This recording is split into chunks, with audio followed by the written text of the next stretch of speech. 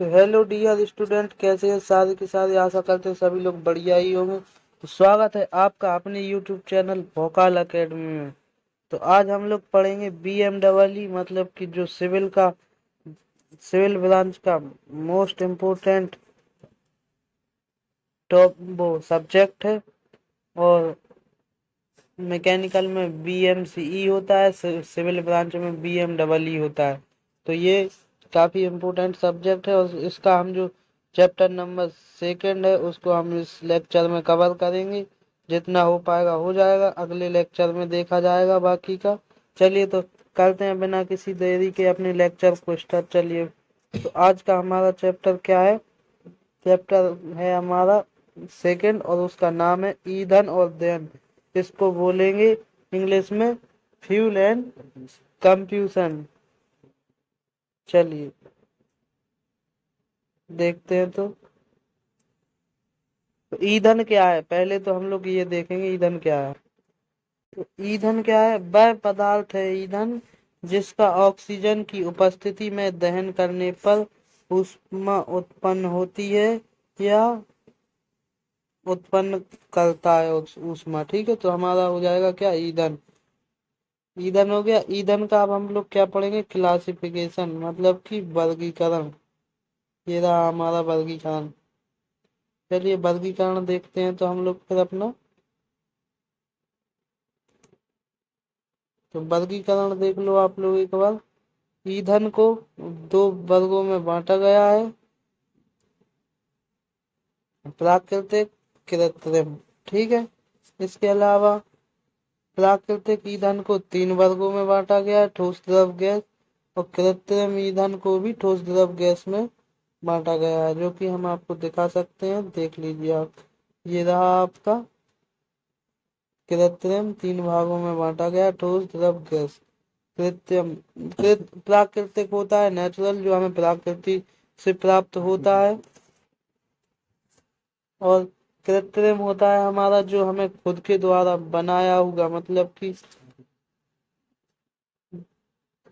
तो हमारा कृत्रिम ईंधन हो जाएगा पेट्रोल, डीजल, मिट्टी का तेल। ये सब हमारे कृत्रिम ईंधन में आएंगे। और प्राकृतिक ईंधन में हमारा हो जाएगा लकड़ी, कोयला। ये सब प्राकृतिक प्रकृति से हमें प्राप्त होते हैं, तो ये प्राकृतिक ईंधन हो जाएगा। ठीक है, चलिए तो आगे बढ़ते हैं फिर। तो आगे अब हमारा डेफिनेशन है किसका? ठोस ईंधन। ठोस ईंधन क्या होता है हमारा? ठोस ईंधन वे होते हैं जो ठोस अवस्था में पाए जाते हैं। तो ये पेड़ों से प्राप्त किए जाते हैं। इसका ऊष्मीयमान 10 मीटर जूल पर केजी से लगभग 17.6 मीटर जूल पर केजी तक होता है। जैसे जीर्णक, भूरा कोयला, बिटुमिनस कोयला, एंथ्रेसाइट कोयला आदि। चलिए, तो ये सब हमारे कोयला है। इन कोयलों के बारे में हमको पढ़ना पड़ेगा। चलिए तो हम बढ़ते हैं, इन कोयलों के बारे में बढ़ेंगे आगे की ओर और डिस्कशन करेंगे। चलिए इनको आप नोट भी करते चलें, क्योंकि ये बढ़िया तरीके से आपके लिए पीडीएफ तैयार किया गया है। तो ये आप अपने नोटबुक में नोट करते जरूर।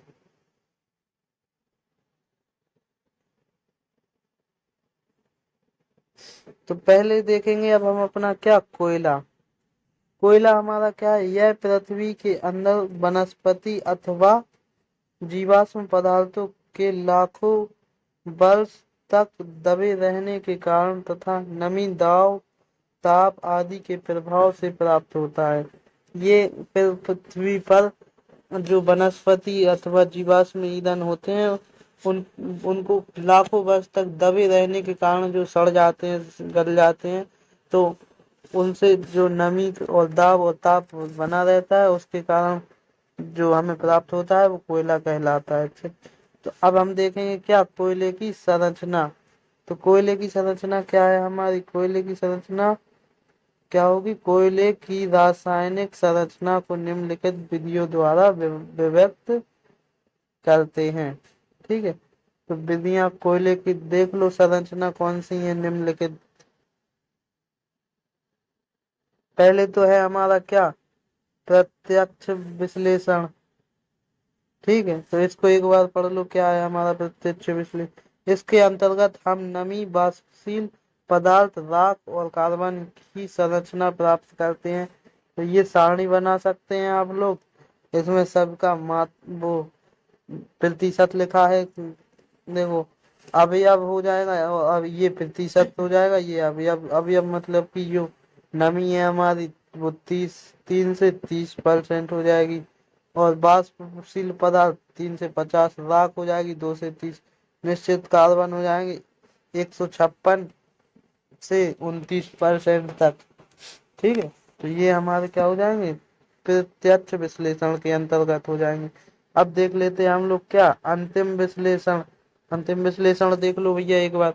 अंतिम विश्लेषण हो जाएगा हमारा, यह हमको कोयले के संगठन में कार्बन, हाइड्रोजन, नाइट्रोजन, सल्फर, राख आदि पदों में व्यक्त करते हैं, और ये आप सारणी बना सकते हैं। ठीक है, तो अवयव हमारा कार्बन रहेगा।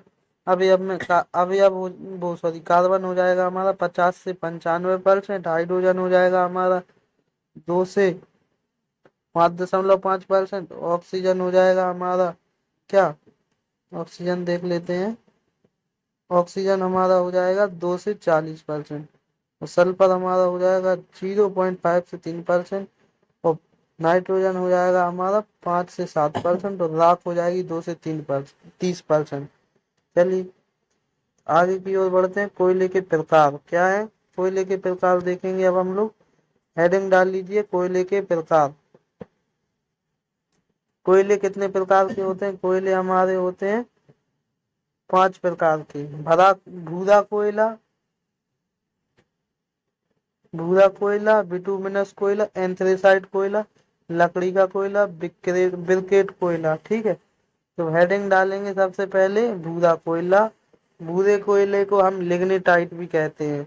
चलिए भूरा कोयला देख लीजिए क्या है। यह कोयला अधिकतम 40% तक नमी रखता है, लेकिन इसे वायु पर सुखाने पर 10% तक नमी कम की जा सकती है। इस कारण भूरा भूरा होता है, इसलिए इसे भूरा कोयला कहते हैं। ठीक है ना, इसलिए इसे हम भूरा कोयला कहते हैं। चलिए बिटुमिनस कोयला देख लेंगे अब हम लोग।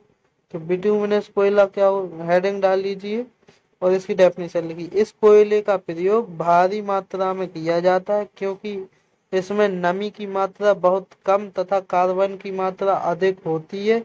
यह पीली ज्वाला के साथ जलता है। ठीक है, तो ये आप बिटुमिनस लिख लेंगे। इसके बाद आप हेडिंग डालिए एंथ्रेसाइट कोयला। एंथ्रेसाइट कोयले में देखते हैं, यह कोयला उच्चतम कोटि का होता है। यह कठोर और भंगुर और काला चमकदार कोयला होता है, जिसे कठोर कोयले के रूप में जाना जाता है। इसमें कार्बन का प्रतिशत अधिकतम तथा वाष्पशील पदार्थों का प्रतिशत कम होता है। ठीक है, ये चीज समझिए आपने थोड़ा। तो इतना होने के बाद अब हम हेडिंग डालिए आप लोग लकड़ी का कोयला। क्या, लकड़ी का कोयला। तो लकड़ी के कोयले में क्या लिखेंगे अब हम लोग। यह लगभग 280 डिग्री सेल्सियस तापमान पर वायु की अनुपस्थिति में लकड़ी को गर्म करके बनाया जाता है। इसमें कार्बन की मात्रा 80 से 90% होती है। यह एक अच्छा कृत्रिम ईंधन भी है। ठीक है, क्या है, अच्छा कृत्रिम ईंधन है ये। इसके बाद अब हम क्या करेंगे, चलिए देखते हैं। इसके बाद हमारा कौन सा पांचवा कोयला कौन सा है देख लो। पांचवा कोयला है हमारा ब्रिकेट। ब्रिकेट कोयला को देख लो आप एक बार। ब्रिकेट हेडिंग डाल लीजिए, ब्रिकेट कोयला। यह कोयले की धूल या अन्य ज्वलनशील बायोमास सामग्री जैसे चारकोल, बुरादा, लकड़ी के चिप्स, पीट या कागज का एक संकुचित ब्लॉक है। इसके प्रयोग ईंधन के रूप में व आग लगाने के लिए किया जाता है। ठीक है, ये चीज आप लोग नोट करते चलें, क्योंकि ये ईंधन वगैरह काफी इम्पोर्टेंट है। फर्स्ट सेमेस्टर में आपने केमिस्ट्री में पढ़े होंगे ये, बट अगर उस समय आपने अच्छे से ना पढ़े हो तो अब मौका है आपके पास दोबारा पढ़ने के लिए। तो आप लोग इसको दोबारा भी पढ़ सकते हैं इस बार BMEE में चैप्टर 2 में। ठीक है, तो अच्छे से ध्यान लगा के पढ़िए इस चीज को आप लोग। तो अब हमारा दूसरा टॉपिक देख लेते हैं। हमारा दूसरा टॉपिक क्या है, द्रव ईंधन। द्रव ईंधन में क्या है देख लेते हैं, चलिए। द्रव ईंधन देखते हैं हम लोग।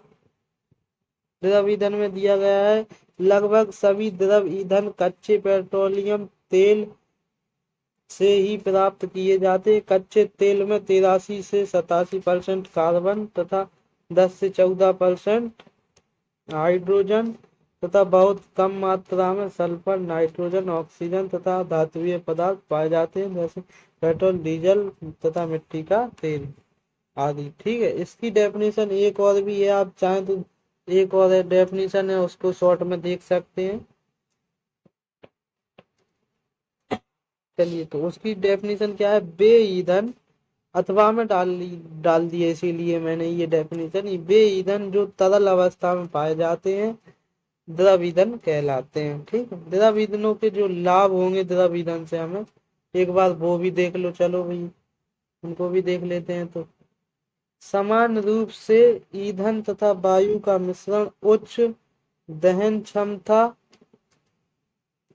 दहन दक्षता तथा उच्च तापमान दहन कक्ष में उत्पन्न करता है। ठीक है, इसका दहन एकदम आरंभ से किया जाता है। ठीक है, तीसरा क्या होगा, कोयले की अपेक्षा इसका भंडारण तथा हस्तांतरण सरल है।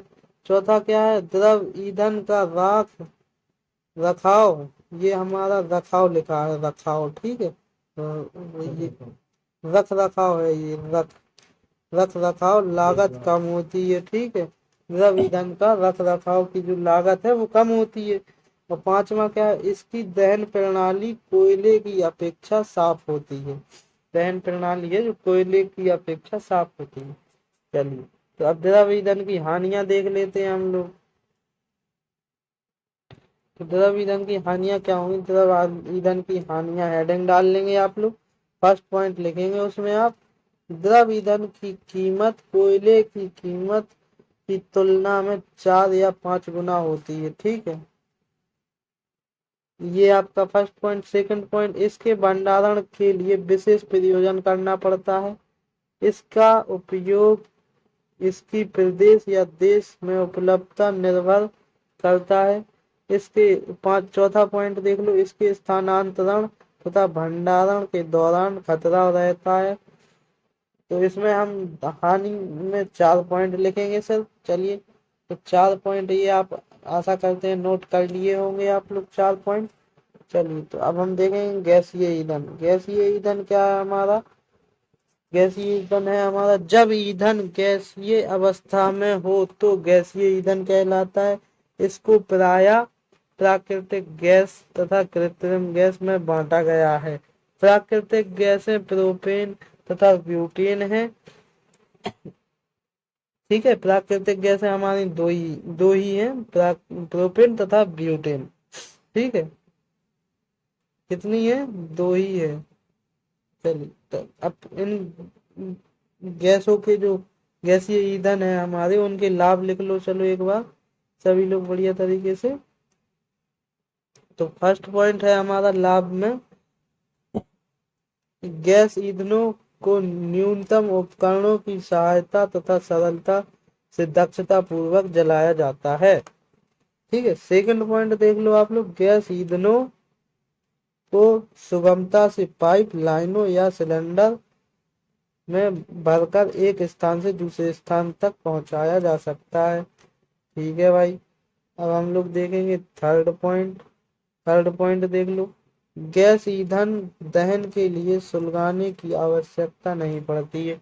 गैसीय ईंधन जैसे कि आप खाना बनाते हैं ना, तो उसमें चूल्हे पे हम लोग को वो क्या बोलते लकड़ी लगानी पड़ती थी, और मतलब कि घर घर का जो ईंधन होता है उसको लगाना पड़ता है, फिर उसमें आग सुलगती है। और गैस पर जब खाना बनाते हैं तो उसमें ओनली माचिस की तीली लगाइए आप और गैस जल जाएगी हमारी। तो यही फर्क है गैस ये ईंधन में।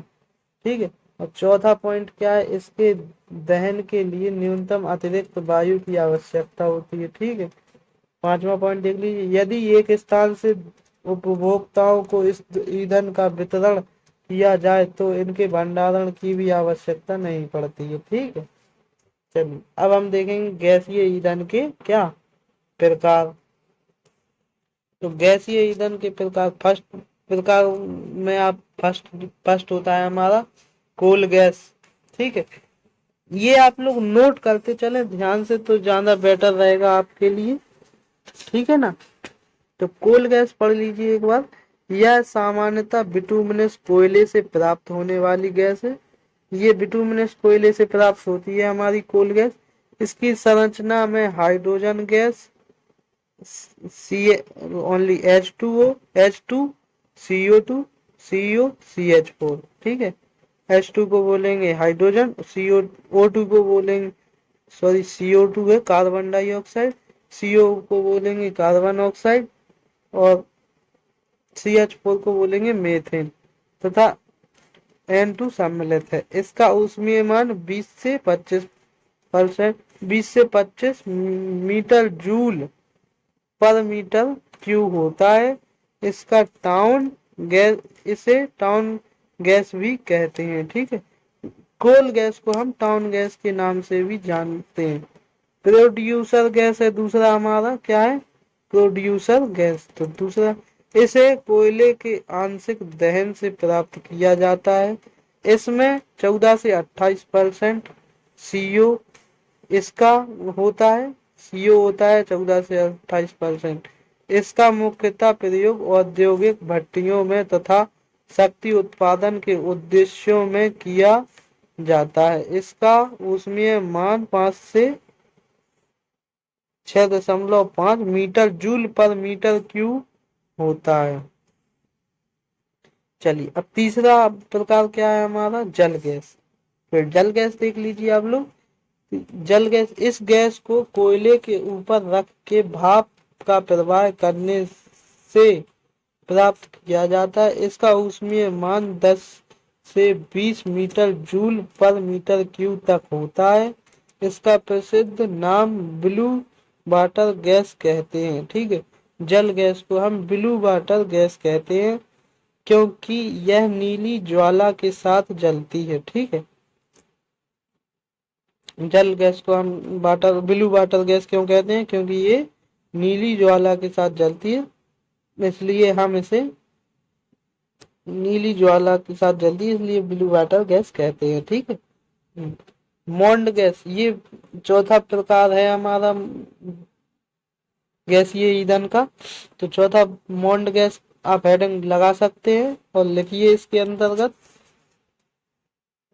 इस गैस को कोयले के ऊपर अधिक मात्रा में भाप प्रवाहित करने से प्राप्त किया जाता है। इसे 650 डिग्री सेल्सियस तापमान पर प्राप्त किया जाता है। इसका ऊष्मीय मान 5.5 मीटर जूल मीटर क्यूब होता है। ठीक है, इतना कंप्लीट। चलिए अब देखते हैं हम पांचवा, जो कि हमारा क्या है, पांचवा हमारा हो जाएगा गोबर गैस।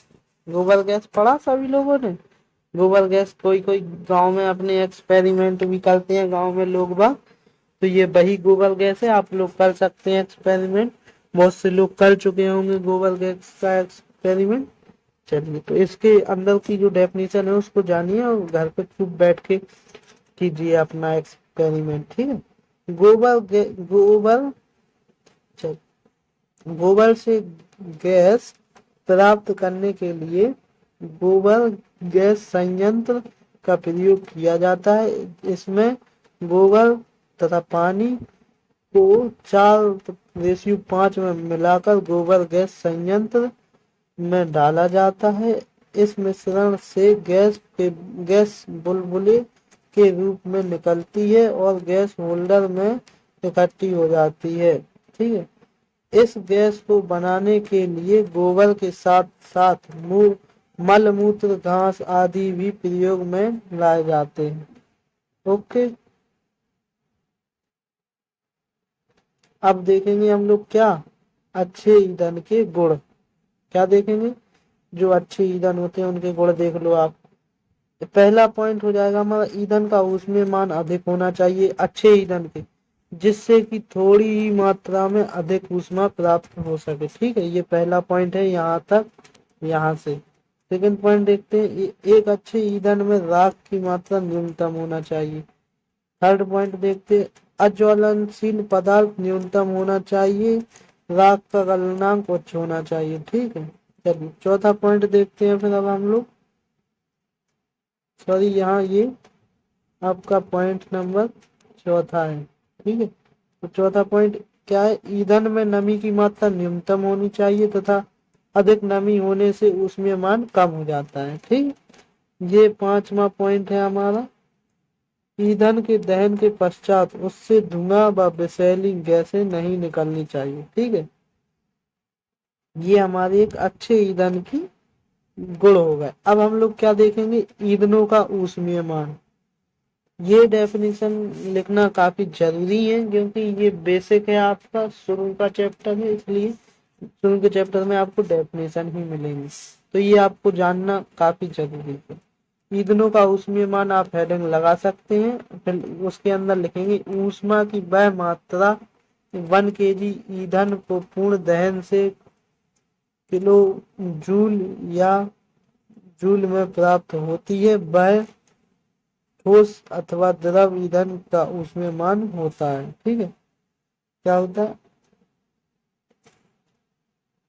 चलिए अब देखते हैं ऊष्मीय मान कितने प्रकार के हैं। तो ऊष्मीय मान हमारे कितने हैं, 2 प्रकार के हैं। कौन कौन से, ईंधन का उच्च ऊष्मीय मान और निम्न ऊष्मीय मान। चलिए दोनों को देखते हैं तो फिर हम अच्छे तरीके से डेफिनेशन के साथ बढ़िया तरीके से। तो ईंधन का उच्च ऊष्मीय मान, किसी भी ईंधन का उच्च ऊष्मीय मान वह होता है जो एकांक आयतन ईंधन के पूर्ण दहन से प्राप्त होने वाली ऊष्मा है, जबकि जल वाष्प संघनन से प्राप्त ऊष्मा भी सम्मिलित की गई हो। ठीक है, अब निम्न ऊष्मीय मान देख लो, किसी भी ईंधन का निम्न ऊष्मीय मान उसकी एकांक आयतन ईंधन के पूर्ण दहन से प्राप्त ऊष्मा होती है, जबकि जल वाष्प संघनन से प्राप्त ऊष्मा सम्मिलित ना हो। तो इसका ये फॉर्मूला है, आप ये देख लीजिए, LCV equal HCV minus 9H2 into 2460 kilo joule पर केजी। ठीक है, अब हम लोग क्या देखेंगे, आप लोग ये हेडिंग लगा सकते हैं, दहन प्रक्रिया समीकरण 37 के आधार पर। ये आप हेडिंग लगा सकते हैं यहाँ से यहाँ तक, और इस हेडिंग के अंतर्गत अंदर आप लिखेंगे निम्नलिखित रासायनिक समीकरण आवश्यक O2 की मात्रा को कैलकुलेट करने के लिए प्रयोग होती है और विभिन्न ईंधनों को जलने से उत्पन्न गैसों की मात्रा को कैलकुलेट करने के लिए प्रयोग होता है। चल अब हम लोग क्या देखेंगे, कार्बन के लिए दहन समीकरण हेडिंग लगा सकते हैं आप लोग, कार्बन के लिए दहन समीकरण। तो जब कार्बन का दहन ऑक्सीजन की पर्याप्त मात्रा के साथ किया जाता है तो CO2 गैस उत्पन्न होती है। ठीक है, चलिए अब उसने क्या कहा, जब कार्बन का दहन ऑक्सीजन की पर्याप्त, ऐसे पढ़ो, जब कार्बन का दहन ऑक्सीजन की पर्याप्त मात्रा के साथ, कार्बन ये हो गया, कार्बन देखो ये हो गया कार्बन। ठीक है, किसके साथ, ऑक्सीजन के साथ, तो ऑक्सीजन प्लस। ठीक है, अब ऑक्सीजन की पर्याप्त मात्रा के साथ किया जाता है तो CO2 गैस उत्पन्न होती है। तो CO2 गैस उत्पन्न होने लगी एक पल में। ठीक है, प्लस 3.3680 किलो जूल पर केजी, ये आपका इसके साथ में ऐड कर दिया जाएगा। ठीक है, अब हम लोग क्या लिखेंगे, अब इसमें क्या लिखा है, आणविक भार, क्या देखो, आणविक भार का मान रखने पर। तो आणविक भार देखो, कार्बन था, कार्बन प्लस O2, तो कोई 1 मिनट,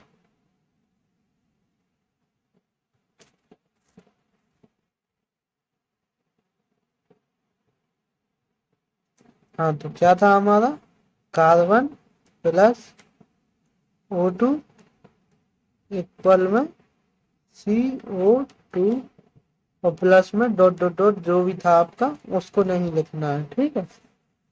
तो अब हमको इसका क्या लिखना, परमाणु क्रमांक नहीं लिखना, द्रव्यमान संख्या, मतलब कि परमाणु क्रमांक कितना होता है, 6 6 होता है, तो इसका 2 गुना क्या होगा, परमाणु भार, मतलब कि द्रव्यमान संख्या 6 है तो इसका 12 हो जाएगा परमाणु भार। O2 का कितना होता है हमारा,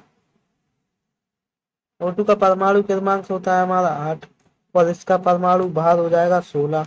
अब O2 मतलब कि ऑक्सीजन कितने हैं, 2, तो 16 और 16 32 हो जाएगा, ठीक है। अब CO2 हमारा हो जाएगा 44, कितना, 44। अब हमें सबसे छोटे से छोटा करना है, तो इसको 12 से भाग दे दो तो 1 kg, इससे 8.3 kg और 12 से इसमें दे दो 11.3 kg, 11/3 kg, तो ये हमारा निकल के आ जाएगा। चलिए अब हम लोग क्या लिखेंगे, 1 kg क्या है हमारा, 1 kg हो गया कार्बन, 8 kg 8/3 kg ऑक्सीजन से मिलकर, उसमें बोला था पर्याप्त मात्रा में ऑक्सीजन मिलकर, कार्बन ऑक्सीजन मिलकर 11/3 कार्बन की डाइऑक्साइड बनाता है, ठीक है। CO2 क्या बना रहा, कार्बन, CO2 को कहेंगे कार्बन की डाइऑक्साइड, ठीक है। तो ये 11/3 किलोग्राम बना रहा है, ठीक है। तो इतने से आपको समझ में आ गया होगा। अगर अब भी समझ में ना हो तो एक दहन और देख लो आप भैया, एक दहन ये भी इम्पोर्टेंट है, सल्फर का दहन, इसको भी बता दे रहे हैं, हेडिंग लगा लो सल्फर का दहन, ठीक है। जब सल्फर को ऑक्सीजन की उपस्थिति में जलाया जाता है, ठीक है, तो सल्फर डाइऑक्साइड गैस तथा ऊष्मा उत्पन्न होती है, तो सल्फर गैस लिख दिया, प्लस ऑक्सीजन की उपस्थिति में ऑक्सीजन को जोड़ दिया सल्फर में, तो हमारा क्या बन रहा, सल्फर डाइऑक्साइड SO2, ठीक है। और सल्फर का कितना होता है परमाणु क्रमांक, 16, इसका दुगना परमाणु भार देखो ये लिखा कितना, 32 हो जाएगा। O2 ऑक्सीजन कितने हैं, 2 हैं, 2 हैं, तो इसका परमाणु क्रमांक 8 और परमाणु भार 16, 16 हो जाएगा परमाणु भार। अब ऐसे ही एक और तो ऐसे ही हमारा 32 होगा, मतलब कि 2 ऑक्सीजन का हमारा कितना आया, 32, तो ये भी 32, तो SO2, तो ये हमारा सल्फर डाइऑक्साइड का 64 होता, ठीक है। इतना आप 32 का भाग दे रहे हैं सीधा, तो 32, तो 1 kg निकलेगा यहाँ से ये, और इसमें भी 1 kg और इसमें 2 kg, तो अब क्या बनेगा हमारा, चलिए देखते हैं। तो हमारा हो जाएगा 1 kg सल्फर 1 kg ऑक्सीजन से मिलकर 1 kg ऑक्सीजन से मिलकर 2 kg सल्फर डाइऑक्साइड बनाता है, चलिए, ठीक है। तो ये हमारा 2 kg सल्फर बनाता है। चलिए, तो इधर तक आप लोग अच्छे से नोट करते रहे होंगे और आपको अच्छे से समझ में भी आया होगा जो हमने बताया पढ़ाया है आपको इस वीडियो के माध्यम से। तो अब हम जो भी आपका लेक्चर बचा हुआ है वो हम अगले नेक्स्ट पार्ट में कवर करेंगे इसका लेक्चर। चलिए, तो फिर मिलते हैं हम किसी नेक्स्ट पार्ट के साथ। बाय बाय, जय हिंद friends, take care, thanks for watching this video.